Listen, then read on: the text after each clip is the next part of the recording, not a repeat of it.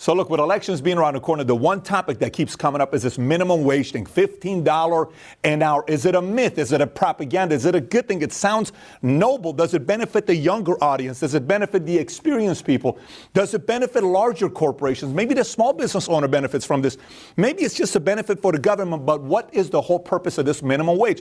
Is it a myth, or should we really pay attention to? So today, in this video, I'm going to explain minimum wage in a complete different way, especially the one topic the next time somebody else, a politician, Republican or Democrat, tells you minimum wage needs to go up, you need to ask a question from them and see how they'll respond to it. We'll talk about that. I'm going to give you the cheapest cities in America to live in, the most expensive cities in America to live in based on the Consumer Price Index. And then on top of that, 8 things you can do to increase your market value so you don't just make the minimum wage, but you start making some real money.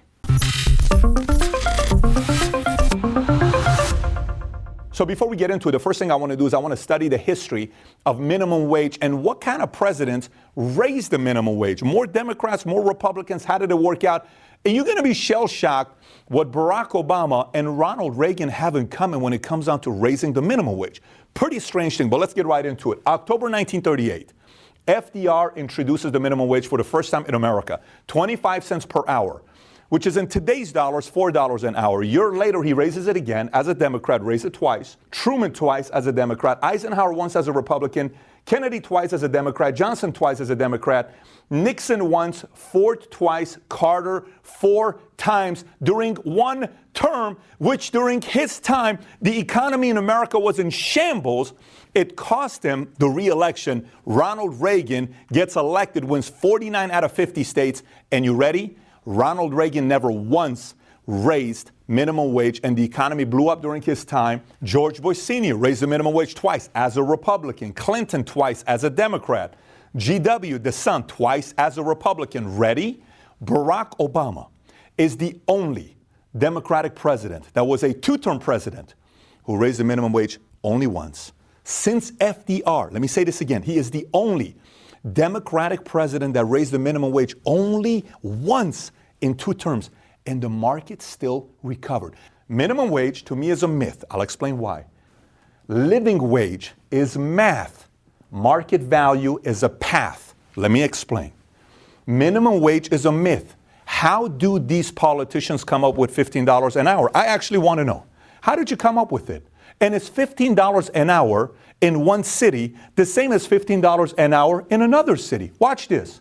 First of all, $15 an hour at 40 hours a week, 52 weeks in a year is $31,200. That's poverty level is what you're making. So $15 an hour doesn't affect anybody. By the way, I run a business. I have nearly 100 employees here that work for me in the state of Texas. My minimum wage for Texas is only $7.25. There's only 2 people I pay less than $15 an hour, and they pay $13 an hour. They've only been with me for 60 days. I want talent to expect more, and I want a better pool of people coming here, right? But that's a choice, not by force. I don't pay $7.20. I would never pay $7.20 because I want my employees to be able to have a good life. They survive, they perform better for me. Not by force, by choice. But watch this. Let's talk about this minimum wage. 15 times 40 times 52 is $31,200. Living wage is a mathematical formula. There's an organization out there called Economic Policy Institute, EPI. You can click on a link below, and when you go to this website, you can pick whatever city you want to live in to find out what is the living wage, cost of living in that city based on the economy of that city, the cost of living of that city. You see, that I trust because it's basic math and data versus minimum wages, $15 an hour. These people, we need to pay more. It's not enough pay. And some people that are naive, they're like, oh my gosh, this guy sounds so noble. But in reality, whenever a politician from the left or the right gets up and just starts throwing numbers like that out there, you know what they're doing?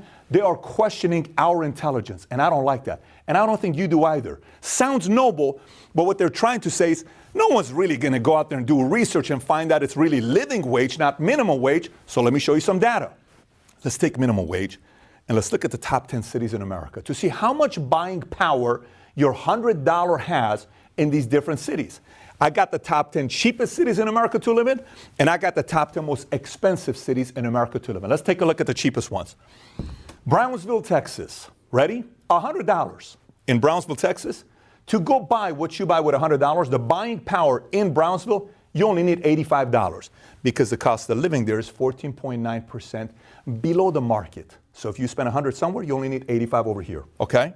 And then I have the income there. The average income is $34,000.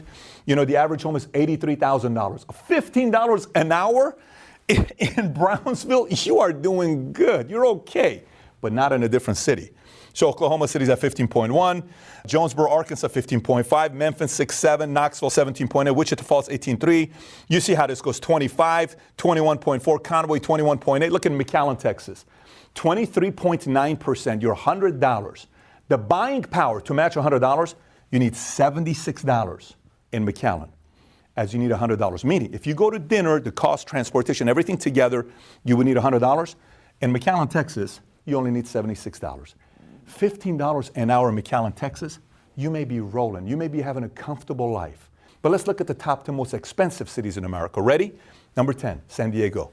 Cost of living, $46,100. You know what it means? $100 to go to a restaurant in San Diego, it's going to cost you $146.10. Average home value, $488,000. Big difference between $83,000 and $488,000. LA, 48%. Boston, 48%. Seattle, 49%. Oakland, 49.5%. DC, 55.7%. Brooklyn, 82%. $100, you need $182,000. Honolulu, 88.3%. San Francisco, 92.9%. Ready for Manhattan? That $100 dinner you want to go to in Manhattan is going to cost you $238.60. Let me say that one more time. That same $100 dinner is going to cost you $238.60.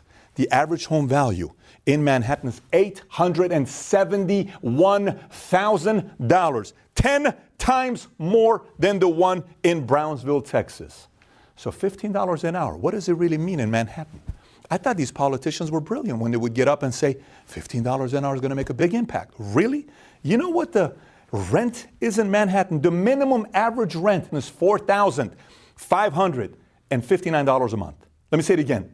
$4,559 a month is rent. That's after taxes. That is nearly $60,000 just for rent after tax. Pre-tax is $100,000, give or take.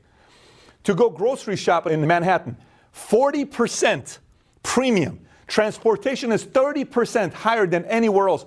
Movie tickets for you and your family, 50% higher. So how did they come up with this minimum wage number? Oh, it's just a guessing game. They're sitting there saying, what should I say from stage that's going to get the vote? Why don't you, because there's more people that don't make a lot of money. Just talk about raising the minimum wage. You'll come across as noble and you care for people. You'll get elected. Brilliant idea. What number should I say? How about you say 12? Let's say 15. Let's be more aggressive. That's awesome. Let's do it. I think we need to raise the minimum wage $15. What a noble human being. Let's make him our president. And people fall for it. We're going to raise the minimum wage to a living wage, $15 an hour over the next few years. Who's to really benefit if we raise the minimum wage? You ready? You know how a lot of times you'll hear politicians say things like, Walmart, it's unfair what Walmart is doing. They're putting small business owners out of business. Really? Walmart's doing that? Amazon, it is unfair what Amazon is doing. They're putting so many small business owners. Rogers Bookstore went out of business. Johnny's Liquor Store went out of business. Bobby's Market went out of business because of Walmart and Amazon. Wait a minute. Let me ask you a real question here. Who can really afford to pay higher wages if they were to raise the minimum wage? Walmart or Bobby's Market? Okay? Bobby's Market profits 10 grand in a month, 20 grand in a month. He can't afford to raise the minimum wage because he's out of business. He's in a small city. Walmart doesn't care. Every single time they raise the minimum wage, just so you know, Amazon, Walmart, Apple, Google, all these guys are sitting there saying, awesome, keep doing it. Because all these small business owners are going to go out of business, and we get them all. Because we can afford to raise, because all we're going to do is what? You raise minimum wage, we do the basic math. This just dropped off our profits by 4%. Let's raise the cost of our product by 4%. We used to sell it for $120. Now let's sell it for $125. Thank you, politicians.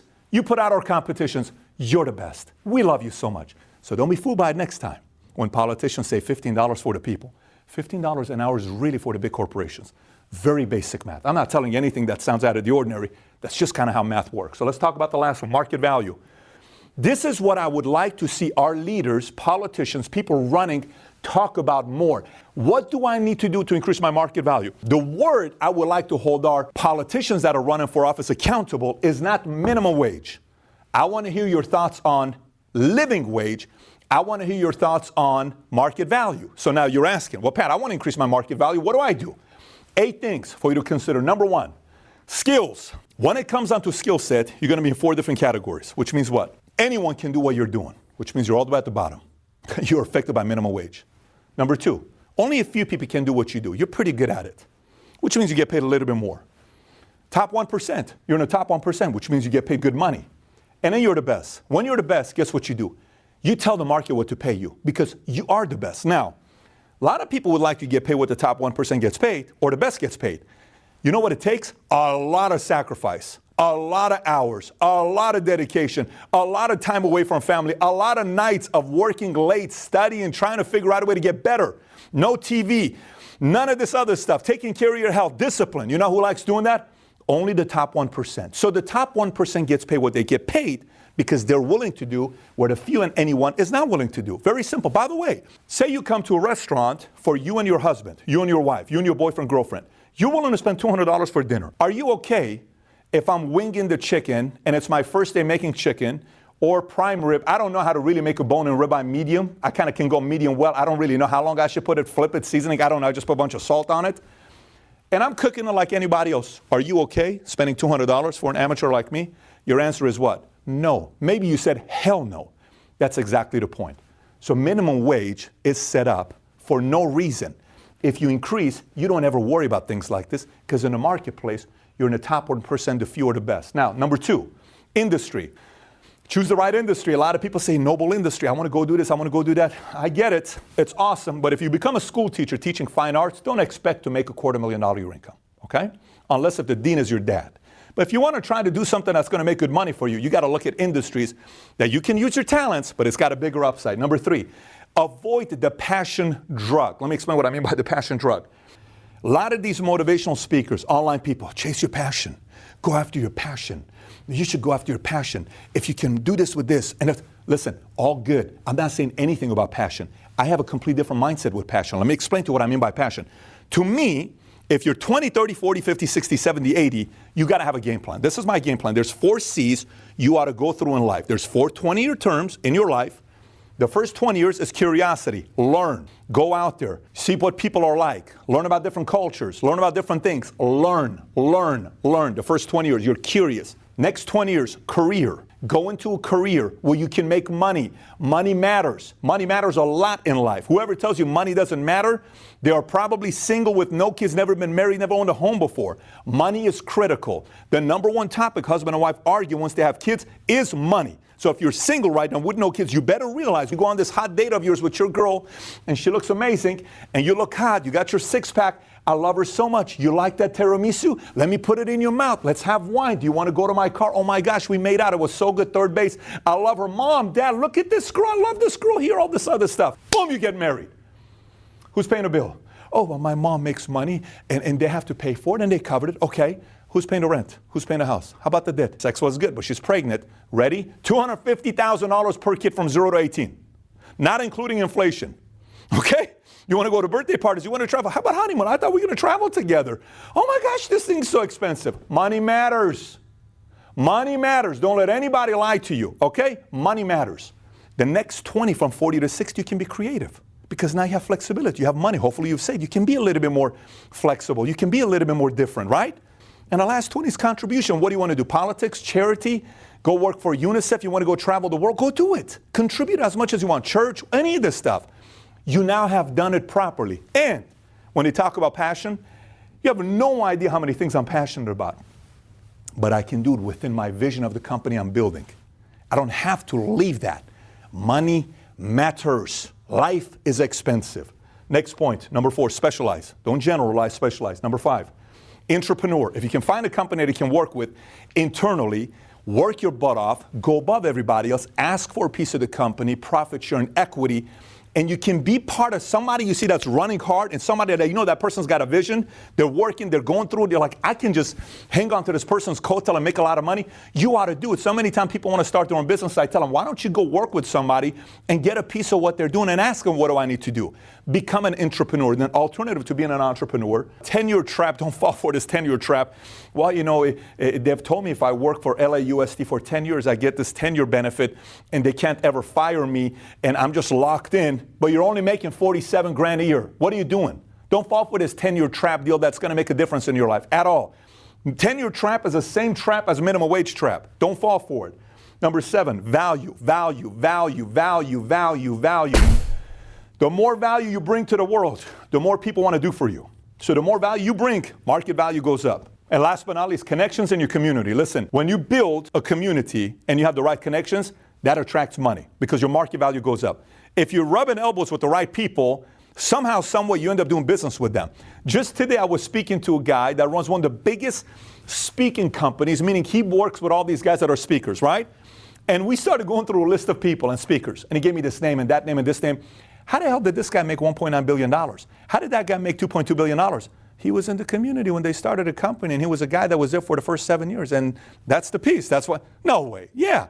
Community, connections. Get in the right community and connections and stick around, especially if the people are drivers there. Eventually, you're going to have your break. So now you know how I feel about the minimum wage and why my thoughts are we ought to be talking about living wage and market value way more than minimum wage. So if you have anybody that keeps bringing up the minimum wage debate, say, watch this video and tell me what you think about it, right? Now, 2 videos I want you to watch. If you're watching the same path, I really do want to increase my market value, but I want to go a little bit deeper. I got 2 videos I want you to watch. One is how to reach your full potential. I was asked this question, and I said, I'm going to take a deep dive on explaining this topic on how to reach your full potential. This is a deep dive. However, it's pretty direct, and you may not like some of it because I'm going to be talking about the truth with you, and it's going to hurt. So here, the first one is how to reach your full potential. The other video I want you to watch is 7 habits that'll help you dominate in 2019. So those are the 2 videos.